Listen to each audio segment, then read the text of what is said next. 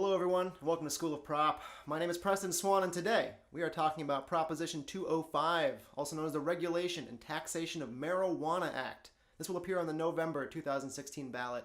Now, if approved, Prop 205 will legalize the sale of recreational marijuana for adults, with tax revenue going to support local schools and substance abuse programs. I smoked 2 joints before I smoked 2 joints, and then I smoked 2 more. Now, if Prop 205 passes, marijuana will be treated a lot like alcohol. You have to be at least 21 to buy it, and there will be a special marijuana tax of 15% on top of the regular sales tax. Now, like alcohol, you can get a DUI from smoking and driving. Businesses wouldn't be allowed to set up weed bars until 2020, which are like regular bars if you replace all the beers with bongs. Now, employers can still choose to prohibit employees from smoking marijuana. And no, even though it's still legal, you can't smoke in public because you will be fined $300, assigned community service, and have to put out your joint. And that would definitely harsh your vibe. But I would not feel so all alone. Everybody must get stoned. Now, the 15% marijuana sales tax is stacked on top of all the other sales taxes for a city. Now, for example, the current total sales tax in Tempe is 8.1%. So if you were to purchase $30 of marijuana, you'd end up paying $36.93. For comparison's sake, Colorado taxes marijuana at 10%, Oregon at 25%, and Washington at 35%. And yeah, that revenue adds up. Oregon is on track to bring in about $50 million in tax revenue this year. Last year, Colorado brought in over $129 million in revenue just from marijuana sales. And that's great, but things don't always work out that way. In their first year, Colorado fell $30 million short of their revenue goals. So take these revenue estimates with a grain of salt. Arizona estimates that legalized marijuana will bring in $53 million in tax revenue for 2019 and almost $82 million for 2022. Now, where will all that revenue go?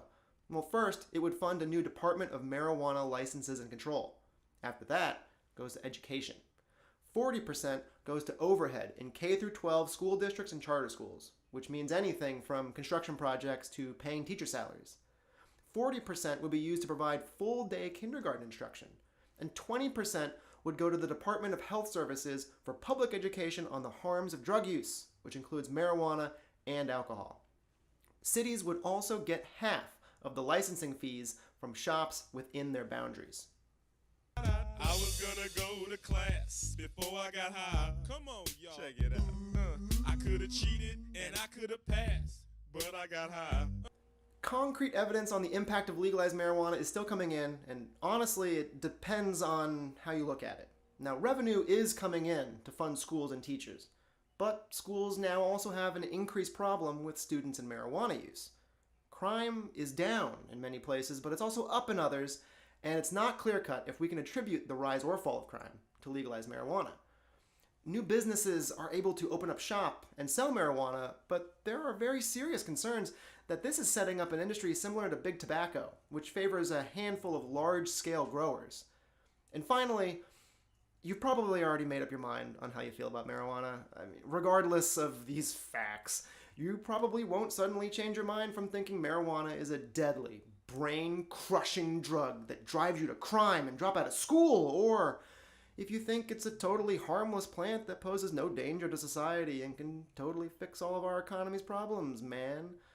All I'm saying is keep an open mind either way. I'll never smoke weed with Willie again. My party's all over before it began. So that's Prop 205, proposed recreational marijuana in Arizona.